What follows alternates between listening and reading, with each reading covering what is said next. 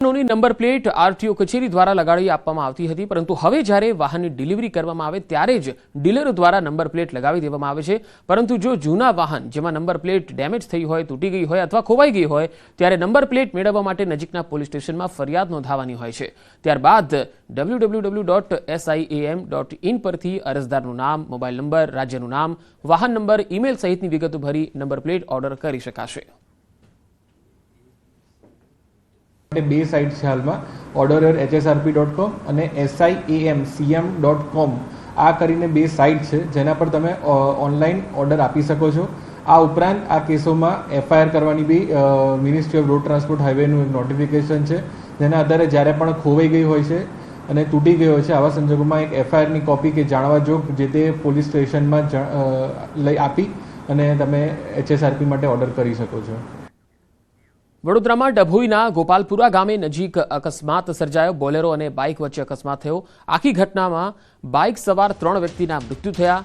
મિત્રના લગ્ન અર્થે કવાંટ ગયા હતા 3 મિત્રો અને 3 મિત્રો પૈકી એક વ્યક્તિ પોલીસકર્મી હોવાનું બહાર આવ્યું। કપુરાઈ પોલીસ સ્ટેશનમાં પોલીસકર્મી ફરજ બજાવતો હતો। પોલીસે ઘટના સ્થળે પહોંચી અને શરૂ કરી છે તપાસ।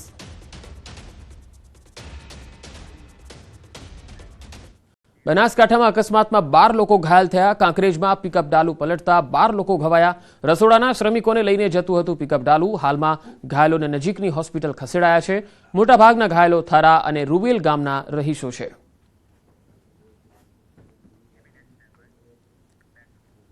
દ્વારકાના ભાણવડ પાટિયા પાસે અકસ્માતમાં 2ના મૃત્યુ થયા। ખંભાળિયા પોરબંદર હાઈવે પર અકસ્માત થયો।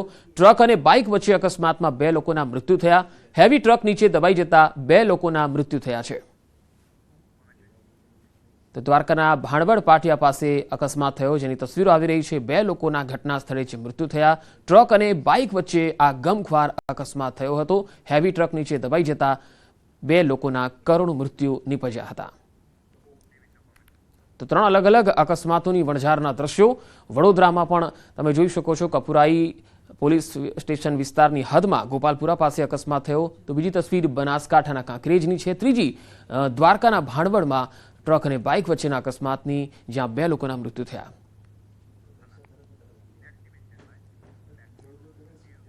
અમદાવાદમાં સાઉથ બોપલ અકસ્માત કેસમાં ધરપકડ થઈ છે। કાર ચાલક હાર્દિકસિંહ વાઘેલાની ધરપકડ કરી લેવાઈ છે। કાર ચાલક આરોપીએ 2 યુવકોને ટક્કર મારી હતી। મોબાઈલમાં વ્યસ્ત હોવાથી અકસ્માતની કબૂલાત કરી હતી। સાઉથ બોપલમાં અકસ્માતનો બનાવ બન્યો। કાર ચાલકે 2 યુવકોને ટક્કર મારી હતી।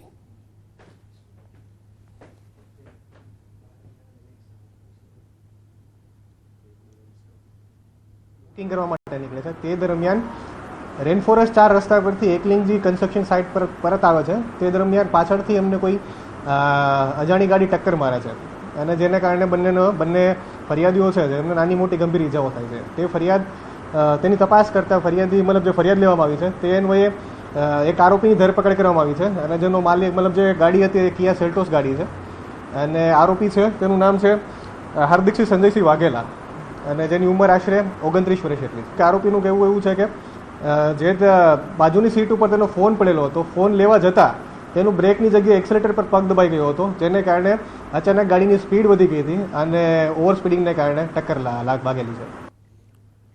દ્વારકાના ખંભાળિયાના બેહ ગામમાં મંદિરમાં દાનપેટીની ચોરીનો બનાવ બન્યો। સીસીટીવીમાં આખો આ બનાવ કેદ થયો છે। આ તસવીરો જુઓ।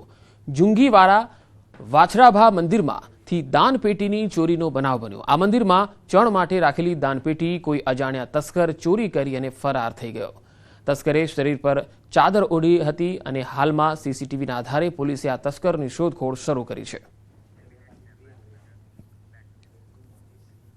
સુરેન્દ્રનગરમાં મહાનગરપાલિકા દ્વારા 2 કરોડથી વધુના ખર્ચે અદ્યતન સ્વિમિંગ પુલ બનાવવામાં આવ્યું, જેનું 15 ઓગસ્ટ 2024ના રોજ લોકાર્પણ કરાયું। લોકાર્પણના 8 મહિના જેટલો સમય થઈ ચૂક્યો છે, પરંતુ હજુ સુધી તેને ખુલ્લું મૂકવામાં આવ્યું નથી। આ સ્વિમિંગ પુલ 3 વર્ષથી બંધ હતું, જેથી તંત્ર દ્વારા કરોડોના ખર્ચે તેનું રિનોવેશન કરવામાં આવ્યું। અત્યાધુનિક સાધનો સાથેનું જીમ પણ બનાવાયું। મહાનગરપાલિકા સત્તાધીશોની અણઆવડત અને અણઘડ વહીવટના કારણે તે હજુ લોકોના કામે આવી રહ્યો નથી।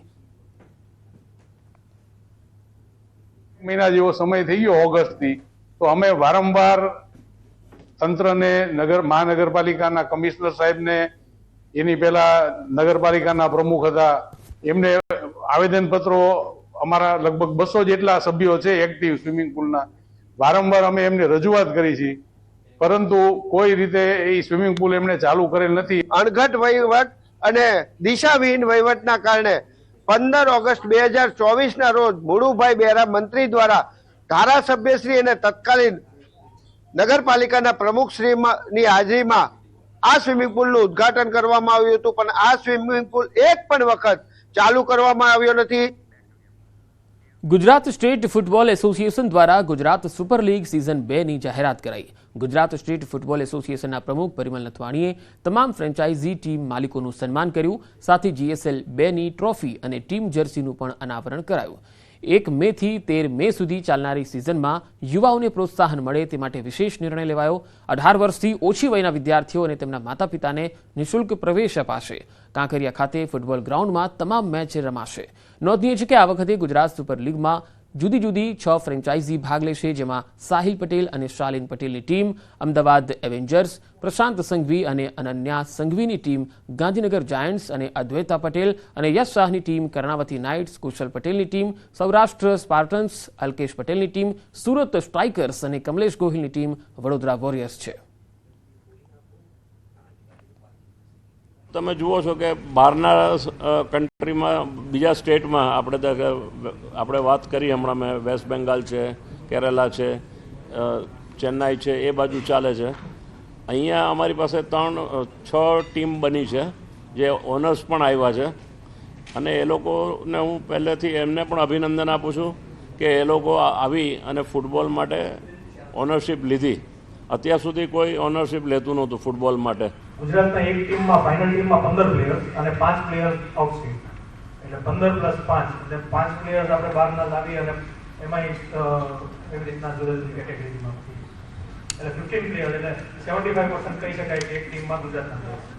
અને જે આઉટસ્ટેન્ડના પ્લેયર્સ છે એમાંય ગુજરાતના અમુક ટીમમાં 1-2 પ્લેયર્સ છે કે જે આઈ લીગ રમે છે અને જે ગુજરાત કરતાં સારી એવું પ્લેટફોર્મ એમને બહાર મળે છે, ત્યાં રમે છે. એ પણ પ્લેયર્સ અત્યારના આ ટીમમાં. 27 એપ્રિલ રવિવારના રોજ મુંબઈના વાનખેડે સ્ટેડિયમ ખાતે રમાનારી મુંબઈ ઇન્ડિયન્સ અને લખનૌ સુપર જાયન્ટ્સ વચ્ચેની મેચ નીતા અંબાણી દ્વારા સંચાલિત education and sports for all પહેલને સમર્પિત હશે. આ મેચમાં સર્વશ્રેષ્ઠ પ્રદર્શન કરવા નીતા અંબાણીએ મુંબઈ ઇન્ડિયન્સના ખેલાડીઓને આગ્રહ કર્યો છે. મુંબઈ ઇન્ડિયન્સ માટે દર વર્ષે યોજાતી ESA રમત IPL સિઝનની સૌથી મોટી ખાસિયત હોય છે, જેમાં શહેરભરના NGOના હજારો ઉત્સાહી બાળકો તેમની ઉર્જા અને સપનાઓથી સ્ટેડિયમને રોશનીથી શણગારે છે. આગામી ESA મેચ પહેલા મુંબઈ ઇન્ડિયન્સ ટીમ સાથે વાત કરતા નીતા અંબાણીએ કહ્યું, મુંબઈ ઇન્ડિયન્સ સાથે સંકળાયેલા લોકો જાણે છે કે અમારી આગામી મેચ ખૂબ જ ખાસ છે. અમારી પાસે ગરીબ બાળકો આવી રહ્યા છે અને તેમની ઉર્જા ખરેખર ખાસ છે.